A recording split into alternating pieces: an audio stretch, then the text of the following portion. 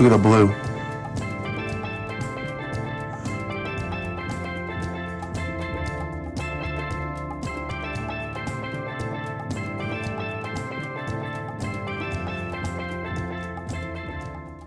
Folks, check out Chlorostrymon Maesites. Here's 7 specimens that were reared. I reared them through, and I'm actually going to mount 7 specimens of the Amethyst Hairstreak. They're absolutely immaculate. And as you can see, they are very, very, very tiny. And so guys, I'm super excited, and I'm asking you to join me on an adventure in curating a butterfly collection of South Florida butterflies and moths. And guys, very, very few people, I think only a couple people in the world have ever bred the Amethyst Hairstreak. And now I've got reared specimens. I'm going to show you what they look like. I've got some males and females here. It's very tricky mounting hair streaks this small, so I'm going to show you some tricks to the trade. Let's get to the video. Okay, so we're going to have a few voucher specimens of our reared Maesites hair streaks, Amethyst hair streaks. And this is the first images of our reared specimen. Let me see that, buddy. Mm-hmm. So what I'm going to do is I'm going to pull this guy out. Oh, okay. Why is he orange? One thing we noticed that when this green gets frozen, for some reason it starts to turn orange, and then the orange should disappear. Start to thaw out. It changes the angle of the light. All right, so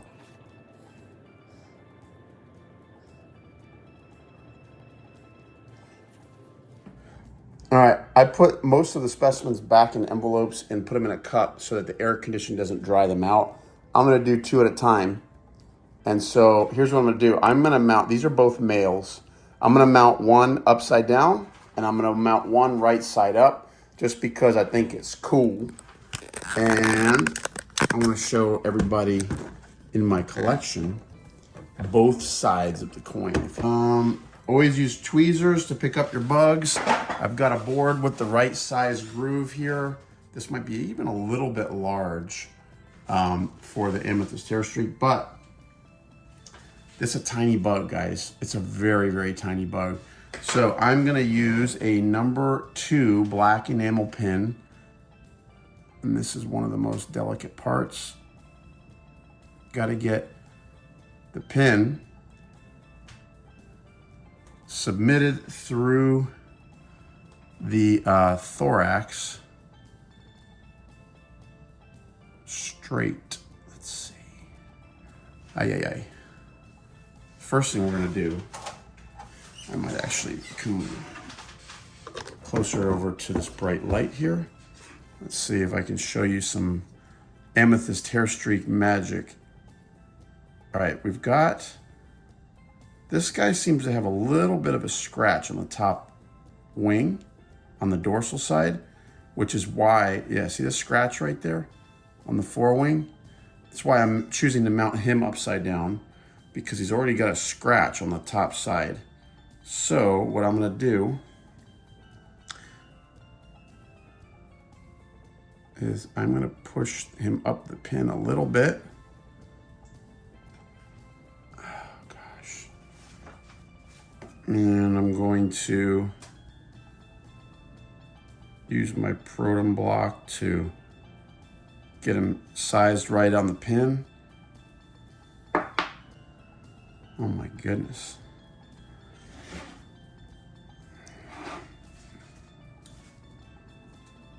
This is so small, I'm kind of doubtful of how this camera is even gonna pick this up. I'm gonna have to zoom in quite a bit here in order to do this properly. I'm gonna put a pin next to the abdomen, hold it in place. I'm going to place this piece of paper closer to the side here.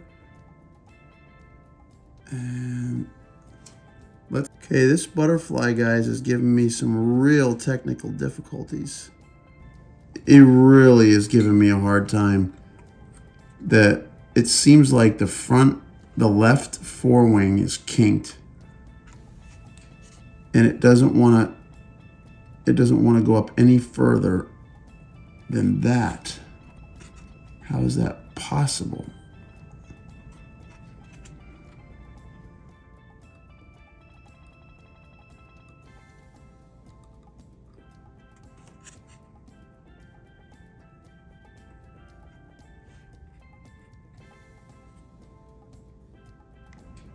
I don't think his wings dried properly or something.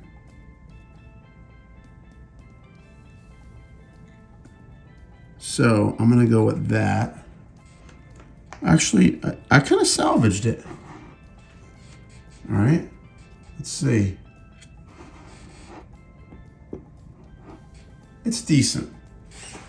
I salvaged the specimen a little bit, guys. It was looking a little bit shaky right there. I did manage to split a little tiny split in the forewing. But now I'm mounting the abdomen up in place. And I'm gonna do my best to get these antennae done right. Specimen number 1 is mounted upside down. Now, I can't wait long because the air conditioning will dry out these tiny little bodies very quickly.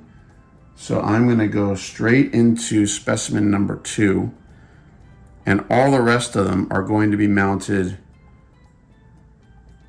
right side up. So again, I'm gonna get a number 2 black enamel pin. There's nothing to hold on to. Getting the pin in that tiny thorax is not easy. Got some magnifier glasses on. That helps a little bit.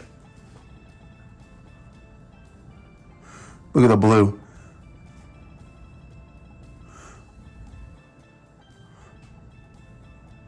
That's incredible. Okay, proton block. Get him the right height on the pin. Let's go to town, boys. Maesites male number 2.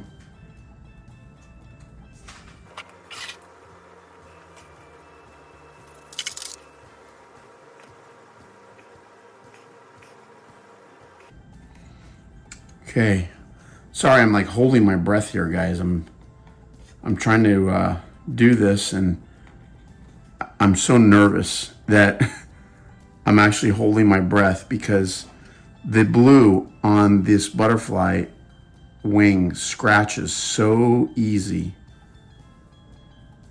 And in order to get like immaculate specimens here, you've got to have a real steady hand, because I'm using a pin to move the wing into the position that I want the wing to stay. And if you slip at all, you scratch the wing and your specimen is toast. Oh, awesome. Okay, guys, we're doing great. I'm gonna straighten out the antenna here. Actually, that one's already pretty darn good.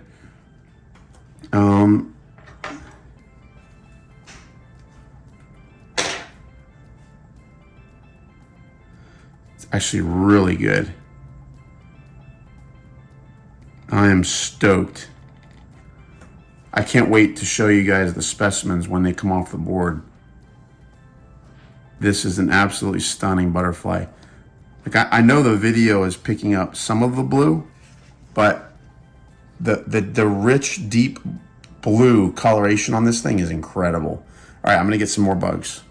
All right, guys, I've got 5 Maesites mounted. They're all males. The first one I mounted upside down. It's got a little chip out of its right forewing that actually happened with a pin. I'm a little bit pissed about it. The next three are absolutely immaculate, stunning male specimens, guys. Like, look at the blue on these specimens. This is the biggest one. Look at that thing, man. Come on, dude. That's one of the most striking butterflies anywhere. The fifth male has a little chip in its hind wing, a little scratch on its other hind wing, so a little bit of a tainted specimen there. But for the most part, guys, I've got 5 beautiful specimens. Now I've got 2 female specimens that I'm going to get to mounting right now. And sorry, guys, I didn't film the whole thing just because you guys don't want to see me for a half an hour struggling to get pins through microscopic butterflies. But this is the female. I'm going to show you the color difference in a second. First task is, again, to get the pin through the thorax. Nice and straight. How on earth I do this without messing them up? It just takes practice. Practice on common bugs before you try it on my Maesites. I can tell you that right now, because I've obliterated enough small butterflies in my life. Actually, let me get the proton block. Get that guy there. And so the blue on the female is pretty as well, but it's not quite as deep. You know, it's not that deep metallic blue. It is a little bit of a metallic blue. It's more of a kind of like a dusty metallic blue. Still gorgeous. All right, let's get girly girl number 1 on the board here. So interesting that the female's wings seem to be a little bit more cooperative than the male. The male's wings wanted to bend and smudge and just were not cooperative at all. So far, this female, wings laid flat. Let's see if they'll go up into the right position without a whole lot of tribulation. Okay, that's looking good. Looking real good. Really, really, really good, guys. And what I'm doing is I'm using a 000 pin, the smallest insect pin they make.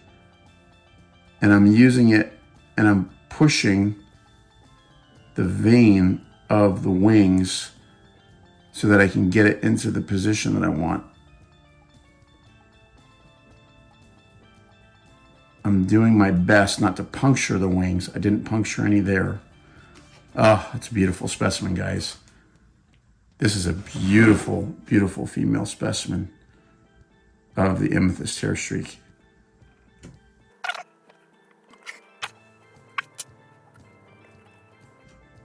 Forgot to prop the abdomen on this big male up here.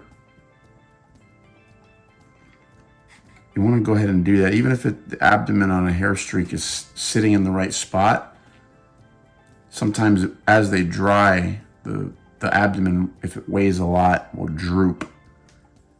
And that stinks when your abdomen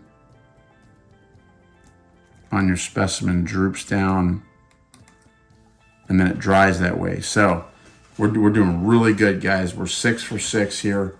Now, time to go for the last female specimen. I've already got a female mounted ventrally in my collection, so I'm not going to worry about doing that here.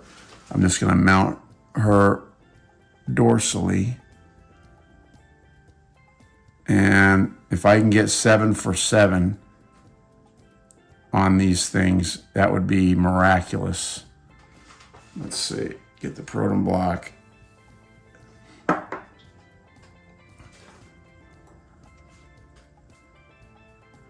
I like giving a little bit of a, getting in there, opening the wings, actually inverting them, giving a little bit of a pinch. It kind of loosens things up a little bit. I like doing that before putting them on the board. Let's see. Let's go 7 for 7, shall we? Come on now. Get the pin next to the abdomen to keep it from spinning. All right, let's see. Now these wings did not lay down flat for some reason. So I'm gonna have to manually put them underneath the little strip. And now I'm gonna have to manually push the forewing up into position. Bring the hind wing up. Make sure the tail is straight. Beautiful. Okay, good. Okay. Beaut. It's a beaut. All right. Let's get this other side up.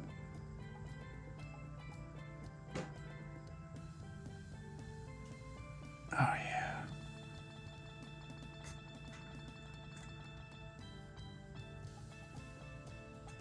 Getting the antennas right, sometimes it's a matter of getting the head right. So if the head is twisted to one side or the other, the antenna will be twisted as well. So now that I got the head straight, the antenna most of the time fall into place to some degree. And they did in this case. So all I have to do is sort of just place a pin underneath the antenna to make sure that it doesn't fall out of place. Okay. Now I just got to prop the abdomen.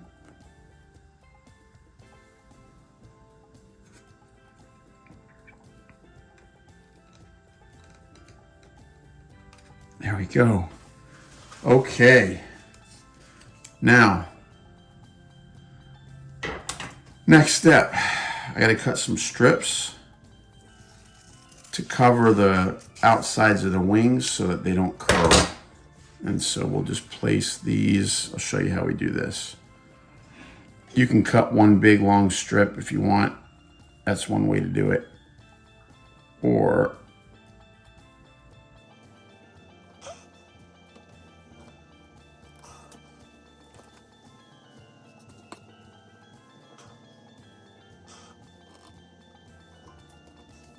okay, we are getting there. Yeah, this will do it.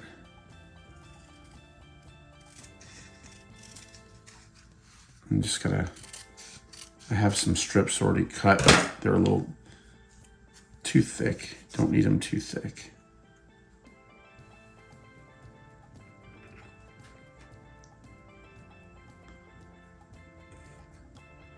Yeah, this is super important, guys, to make sure that the entire wing is covered. Because if it's not, as the fluids from the wing dry, what winds up happening is the wings curl and then your specimen looks terrible. So I'm not about to do that with my Maesites. We've got some beautiful specimens here, guys, and I'm looking very much forward to waiting about a week, and then we'll take these specimens off the board. We'll make some labels. That's what it looks like for now. We'll show off these colors in a little bit. Guys, check this out 1 week later. All right, guys, it has been a couple weeks. I've left these guys on the board a few weeks, and I've got my special buddy here with me, Josh. What's up, buddy? Hi. And Josh, did you know that we found the caterpillars for these right in your backyard, right off the side of your house, your apartment? Did you know that? You knew that, right? A little. I showed you a little video. Oh, so these are the baby ones of the rare? Yeah, this is where we found the caterpillars, or the female butterflies, and they laid eggs, and we saved a few of them for specimens so we can show people what they look like. So now we're going to take them off the board. But this is a really very delicate part because these things are so small and so fragile that we have to make sure that every move that we make, don't touch, buddy. Every move that we make is very, very calculated, because one wrong move and we break the butterfly. This takes a little time. In half? I broke them in half before. Most of the time I just accidentally break off like an antenna or something like that. But we've got to remove all these pins and the paper, and then together we'll put all the butterflies in my display case so that people can see them. But for now, I'm going to use both hands, guys. So I'm going to stop videoing with my phone, and I'll show you guys all of these Chlorostrymon Maesites when we take them off the board. This one and this one are different. So actually, buddy, this one, the yellow-green one, that's actually just the underside of this. So when you look at them on the top, they're bright blue. When you flip them over on the underside, they're green. I'm going to show you that in a second, guys, because we're almost done removing the paper from our Maesites specimens, and we're getting there, guys. Every movement of the hand here needs to be absolutely calculated, slow, precise, no jittering. And when we do, we're almost there, guys. We're gonna get our Maesites specimens in the box here shortly. Okay, good. You did it. Well, we're getting there. All right, here we are, guys. Chlorostrymon Maesites. Look at that thing, man. Look at the blue colors on this butterfly. They're absolutely amazing. They scratch very easily, especially the males. The females don't scratch as easy. So these ones are the girls down here, buddy. With the like more of like a silvery blue, and these ones with the purplish blue. Those are the boys. Those are the males. I get it. And that's the underside. So pretty cool, aren't they pretty? Yeah. They're gorgeous. And I always save a pupa shell or three to document that these are specimens that were reared. So that what is that? makes me happy. That's the shell of the pupa. That's the chrysalis that he came out of. All right, guys. Now we're going to put him in our display case. All right. Open up that one. This one? Yep. Yeah. Okay. Now it's time, guys. We are going to put our butterflies. Believe it or not, that label got destroyed, but this is the box. So we're going to pull this box out. And we've got those all of the ones you have caught? Mm-hmm. Oh, so, here, I got this. I got it. All right, let me get that. Close that door. There we go. Go ahead and close that. So now, guys, here's what I'm going to do. I've already gotten a number of our Maesites specimens in the box, but I'm just going to add our last 7 specimens to our series here, and then what that'll do is that will pretty much sum up our little series. Now I'll have some great female and male Maesites specimens that are reared. I've got some wild caught ones. I've got the original females that we use to lay eggs. That's these 2 right here. And we've got a few mounted upside down. These are the big ones. Yeah, it's a big hair streak. In fact, we have another video, guys, where we're going to mount these guys. We got a few of these from Mexico, and we're going to spread their wings and show you that beautiful, beautiful butterfly. But this video is about another blue hair streak. This is the Maesites hair streak. So now I got to open this up. Buddy, you promised me you're not going to touch anything, right? Yeah. When I open this up? Yeah. Okay.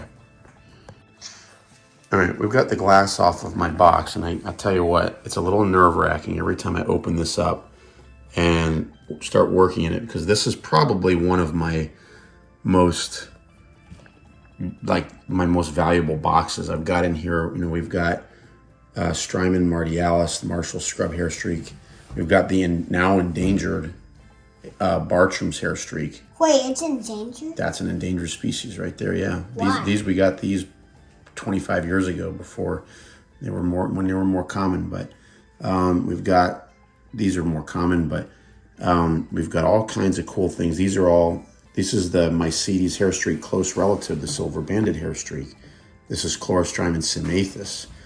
And we reared those probably 15 years ago as well. So we've got fresh reared specimens of the silver banded hairstreak. This one is Chlorostrymon something from Central America. I forget what it's called. But then we've got some really cool butterflies that are in the same class that are from Latin America here. And some of these are really, really special bugs. And this is one of my absolute favorite boxes that I have because I'm a hairstreak guy. And now we are going to add our butterflies, our Maesites specimens to our collection. So what I got, I have tags made for these, identification labels. We're going to put them on later. I'm going to do a little photo session with these first, and then we'll put our identification tags on them later. So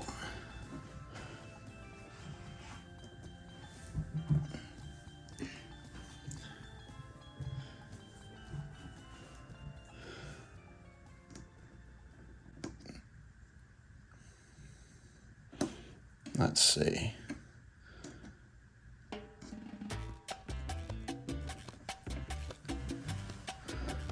It's looking good. Looking good, looking good.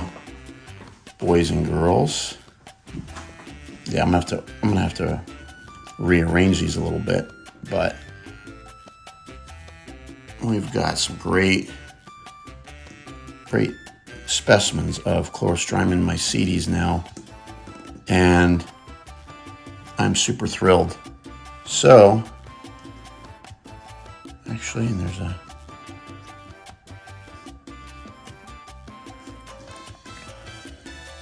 little spot for my pupa there. All right, guys, I have a full series now of Maesites. I'm going to arrange them male on one side, female on the other. But this is 25 years in the making here, guys, and I'm finally seeing it come to fruition. So thanks so much for watching. We've got plenty of videos on the life cycle of this butterfly. You know, want to check it out. They're very, very, it's a unicorn, guys, and not anymore, because now they live in our backyards pretty much. They live in Josh's backyard. So isn't that cool, Josh? That's awesome. All right, guys, thanks so much for watching, and look out for amethyst hair streaks in your backyard if you're in South Florida. Take care, guys.